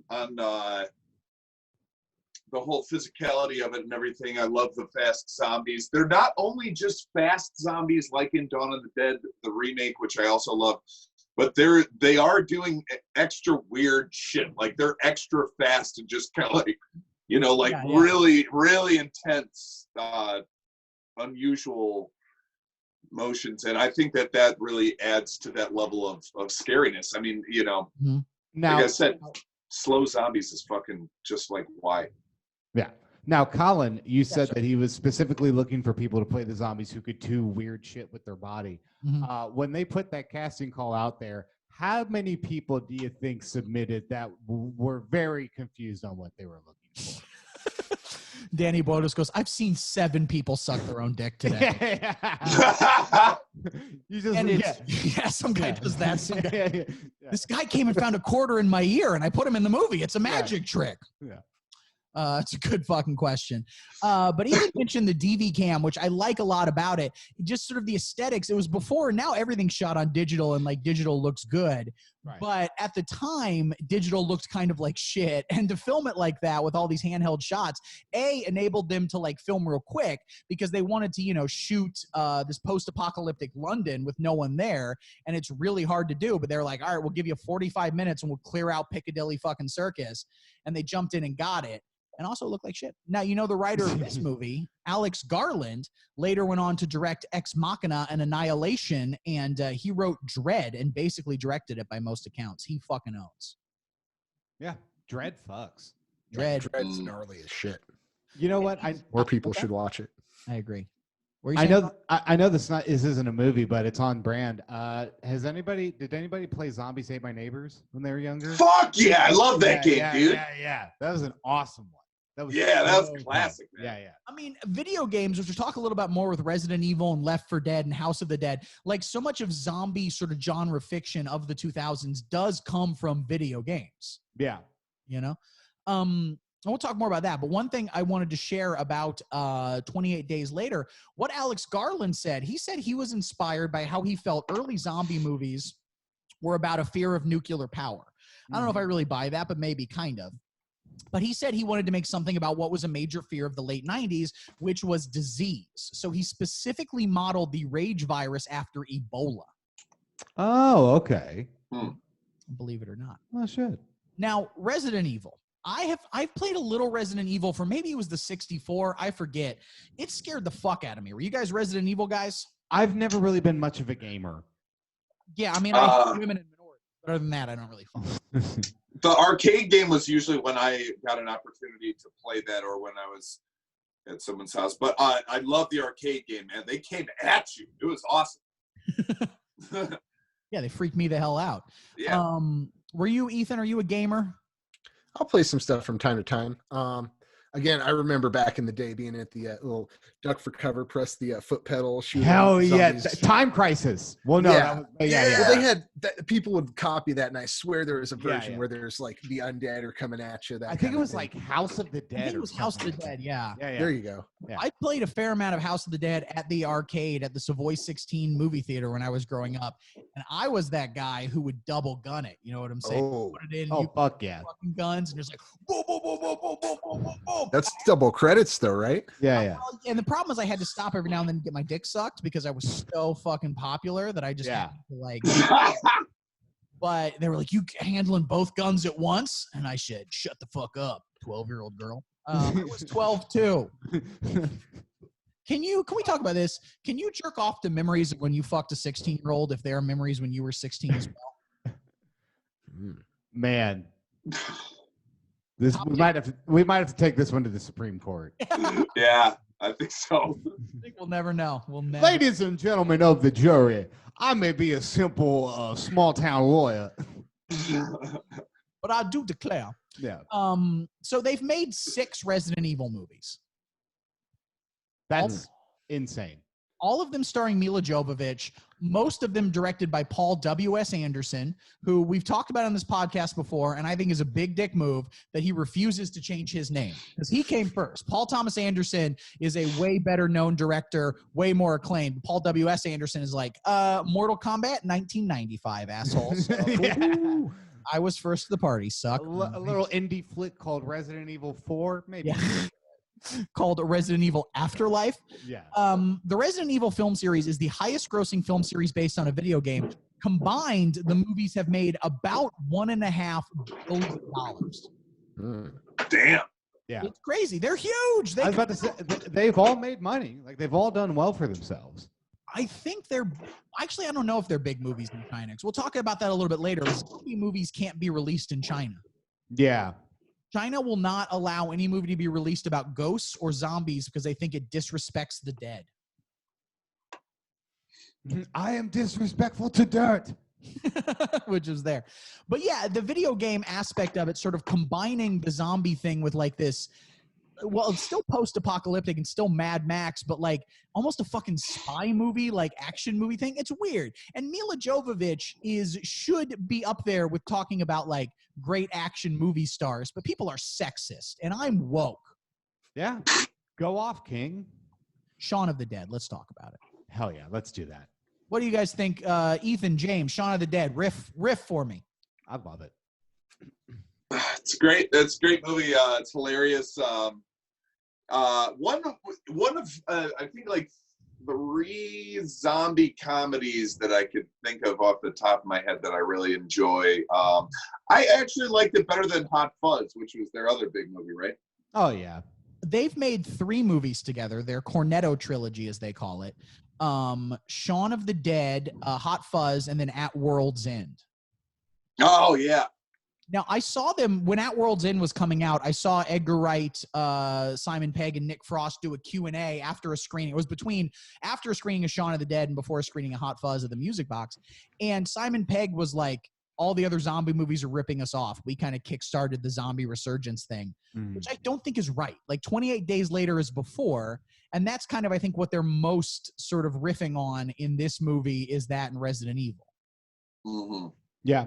And obviously Dawn of the Dead, hence the fucking title. I will say I can't agree with the sentiment that Shaun of the Dead maybe took it to that next level. Perhaps, yeah. Yeah.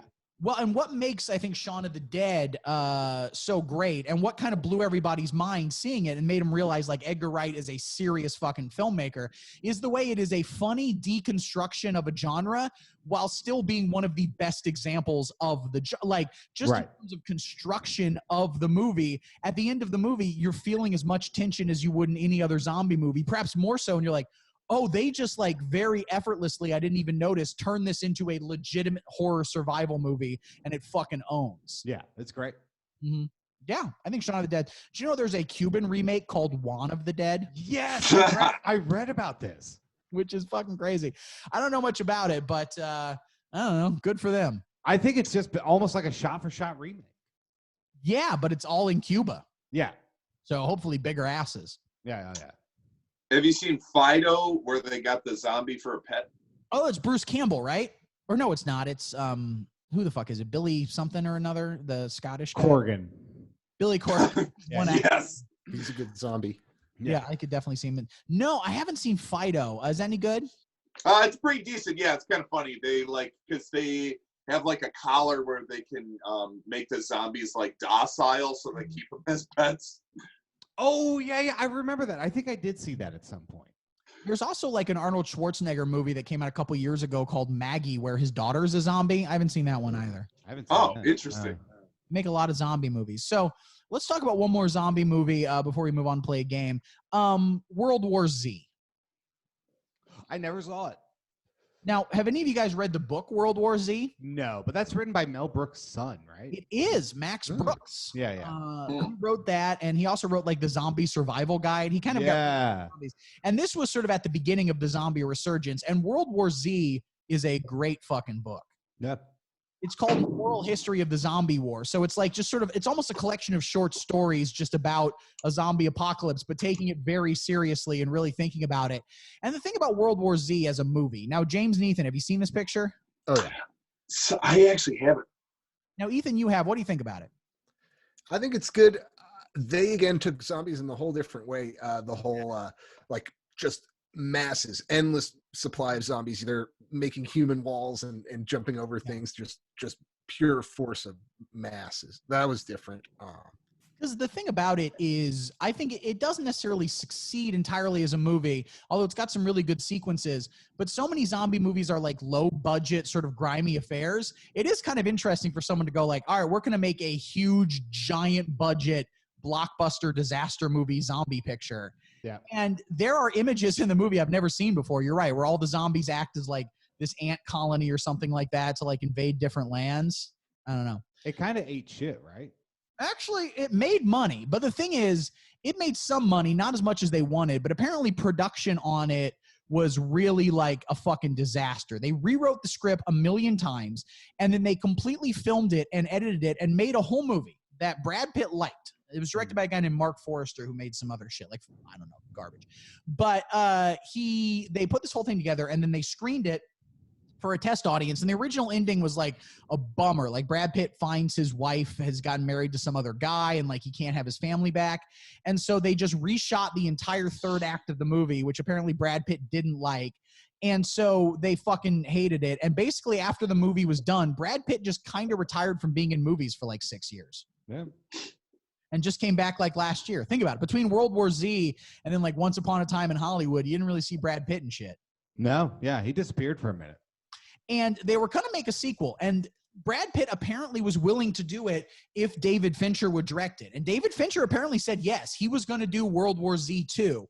But the problem was at the last minute they pulled the plug, and they never said this officially, but rumors are they pulled the plug because they're like, we can't make money in China because they won't show movies with zombies or ghosts. It disrespects the dead, so we can't make our fucking money back. Yeah, movies are made for China now. Yeah. We give them movies, they give us a bat flu. We gave you 50 Transformers flicks. Now, here's the question I have for you guys before we move on into a game section. Everyone always asks it. It's the question, what would you guys do in a zombie apocalypse? Just lay down and let the moss reclaim me. Yeah, I mean, I would do a crazy thing, which is called suicide. I would quickly kill myself. I hope I have a gun, or maybe just pills. I don't know. Whatever way is a nice way that doesn't involve me getting torn the fuck apart. Yeah, that's a good route. I don't know. Yeah, I think I'm gonna have to get really fucked up and die. I think that's the move. Now, Ethan, we're all cowards who are going to die. Do you have a plan for survival in the zombie apocalypse? I might just be your saviors because my plan is to find the biggest boat, whatever, get ideally some dead rich guy's yacht or whatever, and just stock it up with all the guns and pornography and illicit substances and whatever, and just kind of tour the coast, go find islands. We'll eat the guns and drink the porn. It's so exactly. Believe me, I've thought through all this. Like, it all checks out. What did you have this morning? A Hustler and Ammo smoothie I put together. That's all I eat. Yeah. I mean, I'm just seeing how I eat in quarantine when I still have access to a grocery store. I can only imagine the zombie apocalypse. I'm just eating like fucking expired Wendy's chicken sandwiches I find in a dump. I don't know. Anyway, guys, let's play a game. This is called the game, guys. And this is a fun game. It's a good game. And we're going to get to it in a second. But first, I have to sing this song. Oh, my God. So this is a karaoke song. And let me see. All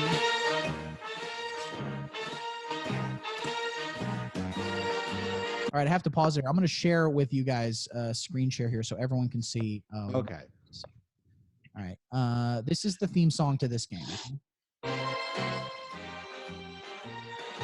You say either, I say either. You say neither, I say neither. Neither, either, neither, neither. Let's call the whole thing off. You like potato, I like potato.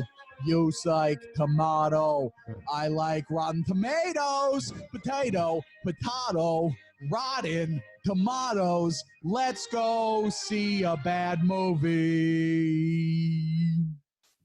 Fellas, can you back me up on this here? Please, please. Every theme song should just be the chorus. That's all I'm saying. Ron, I can't hear you right now. You're wait, no. I turned the volume down. Sorry. I turned everyone's volume down. I fucking apologize so much. I fucked up so badly. Now, again, guys, what grade does everyone give me on this? C. That's very generous. Ron, what would you think about that? If we're judging on like the normal A to F scale, Yes. you're working with an X plus.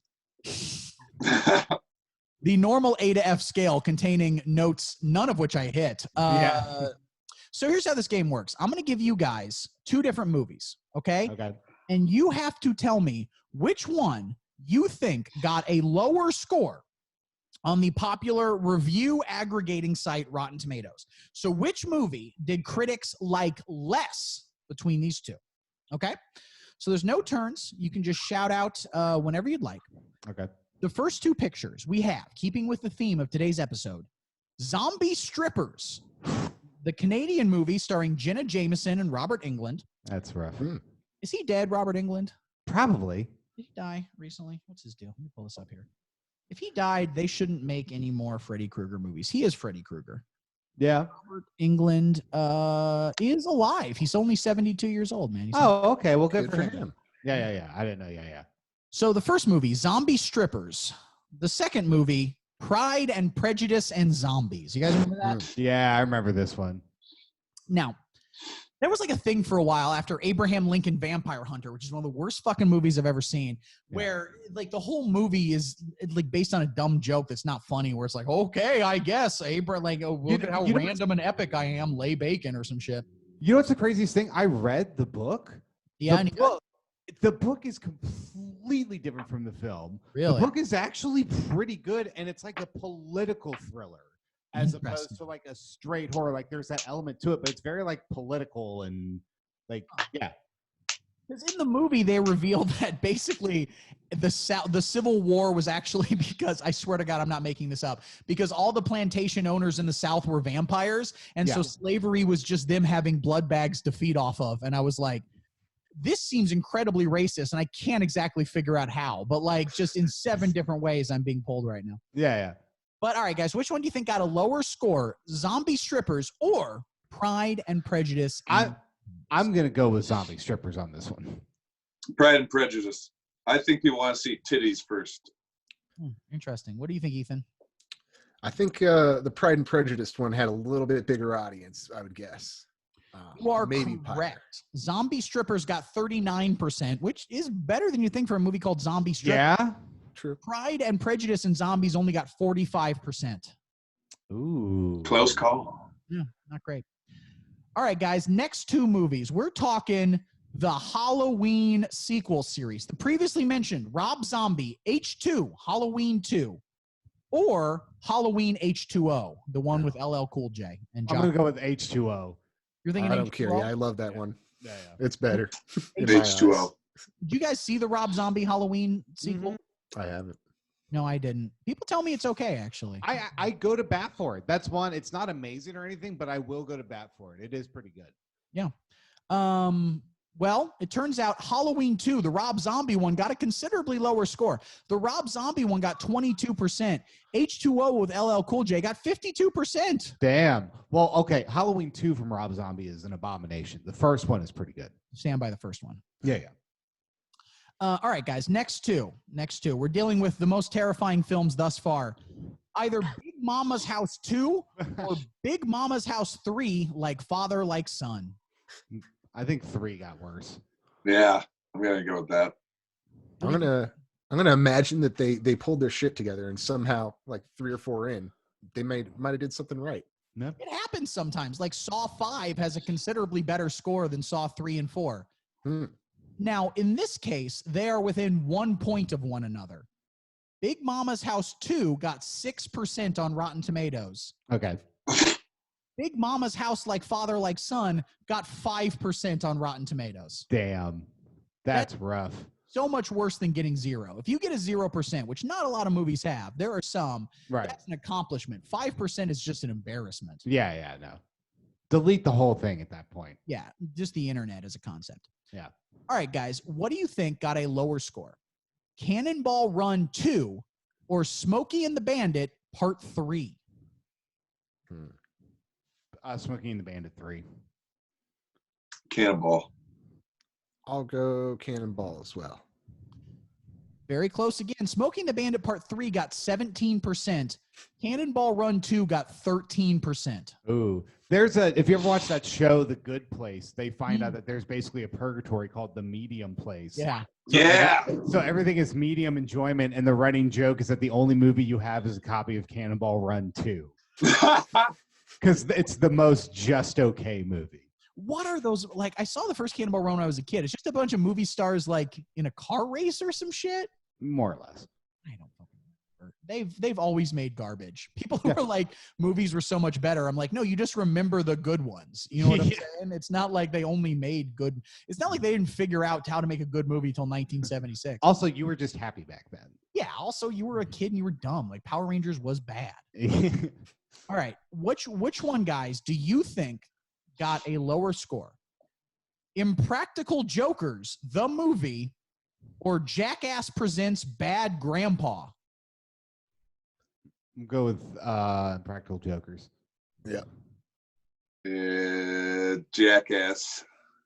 It is. Impractical Jokers got 33%. Jackass Bad Grandpa got 61%. Ooh. Now, Bad Grandpa is very funny.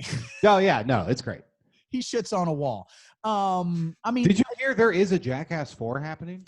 Yeah, I heard. Making it. Yeah. Which is a bad idea because they're older now and the ones still alive are sober. Like, how are you going to do that shit sober? Yeah. Do you remember Steve-O in the third one? Like, you could tell every single stunt he was in, he was all like, I don't want to do this. And it's like, oh, yeah, that's right. You're sober now. Oh, so he was sober in the third one. Yes. Yeah, he went pretty hard. Bam Margera, I think, is even sober now. I don't know. Maybe they'll all relapse. Maybe that's really the Jackass 3. Yeah. Hey, what's up, guys? I'm Bam Margera, and this is fucking to have your first drink in 6 months. It's Bam Margera, and this is called Call Your Sponsor and Tell Him You're Crying. Yeah. All right, guys. What got lower scores on Rotten Tomatoes? We're talking the Jim Carrey sequel duo here.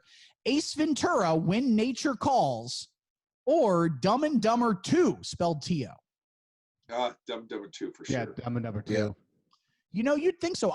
And you're correct, but I was shocked at how you'd think so because that's the right answer. Yeah, you think so, and it's right. Yeah, but I was shocked at how close they were. I figured Dumb and Dumber 2 like got way worse reviews. Ace Ventura, When Nature Calls got 32%. Dumb and Dumber 2 got 30%. Like, they're pretty fucking close. Yeah. But it's because I was younger, so I remember When Nature Calls as like a fucking classic of cinema. That part where he like crawls out of the rhino, yeah. Like, the movie as a whole doesn't hold together and is kind of racist, but that's one of the best pieces of physical comedy in the past like 30 or 40 years. For real. Yeah.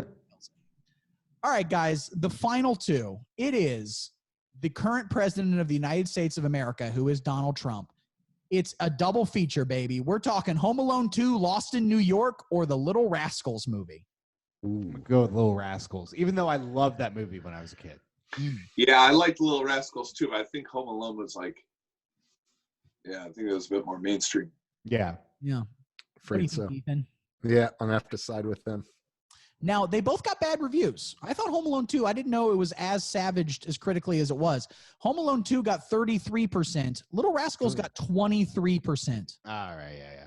There you go. I just remember for some reason there's one line in that movie that always like will stick in my brain. They prank somebody by making a sandwich with kitty litter in it. Oh, I remember. And one of I love that. And one of the little rascals just goes, "Damn, you sure know how to make a sandwich." And he's like, "That ain't sand, it's kitty litter."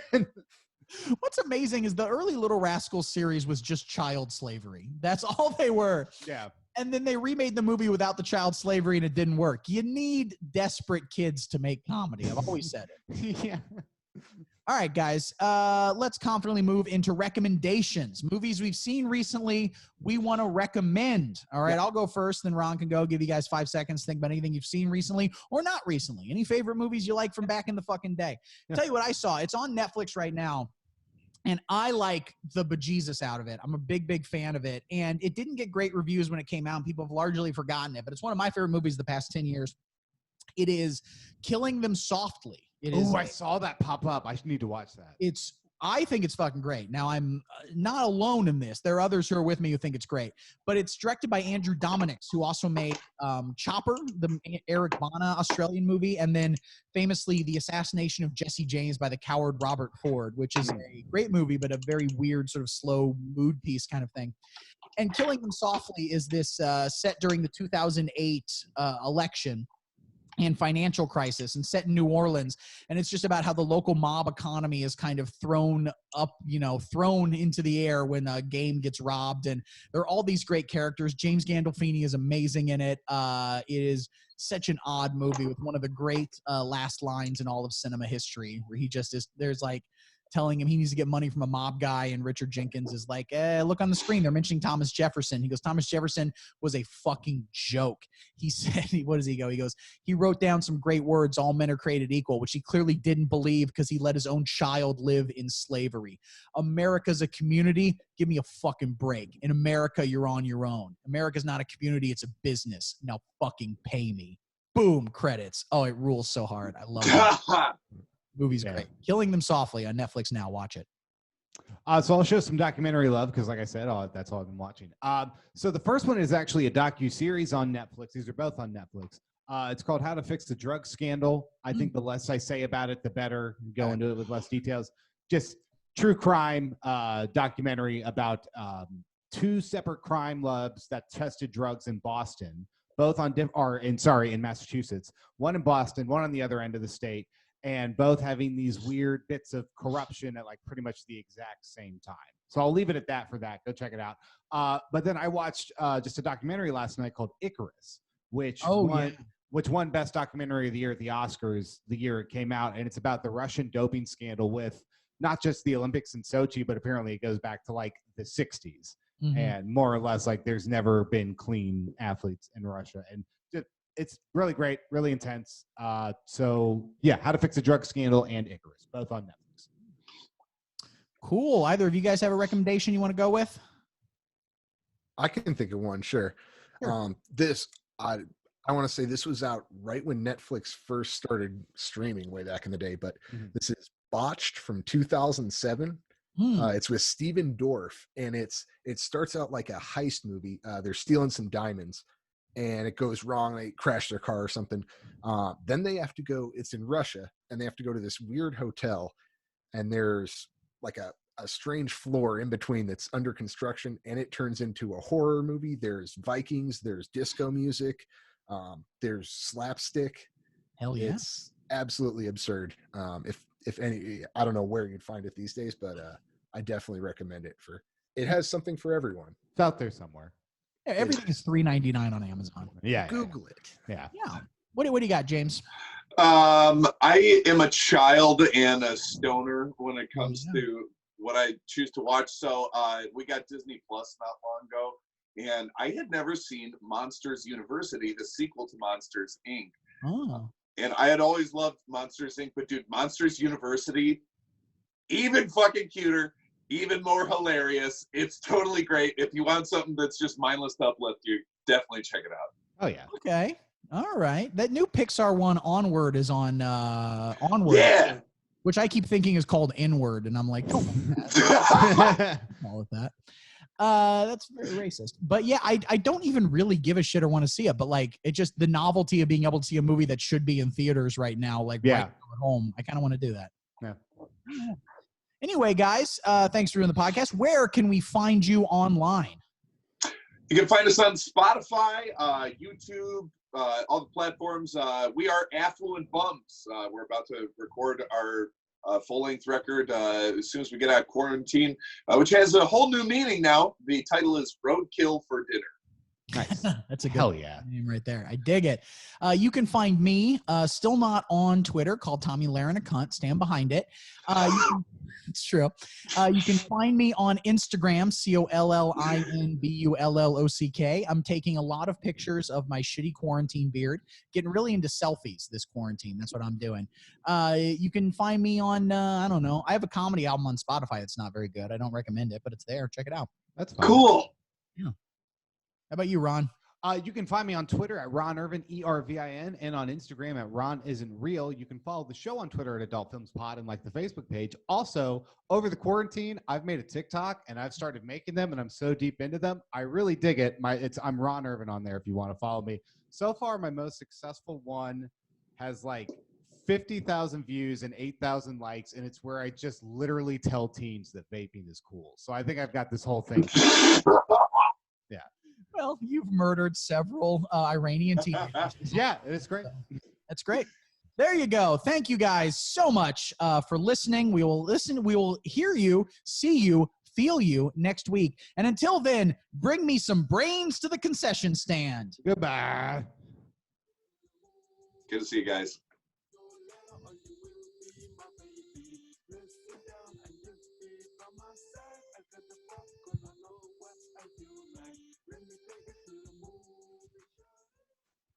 All right. There you go. We did it. Boom. All right, beautiful. I'm going to end the recording. This will be up not next week because we got to do the 100th episode where we just watch gay pornography. But in like 2 weeks, I'll let you guys know. Oh, yeah. Awesome. Sounds great. We'll send raw audio to you. Please do. I'm going to see if I can get that all. Oh, shit. I forgot to record. It's fine. I will see if I can get it all recorded. But the audio probably sounded fine anyway. So far. Okay. Yeah. Cool. All right. Thanks for doing it, y'all.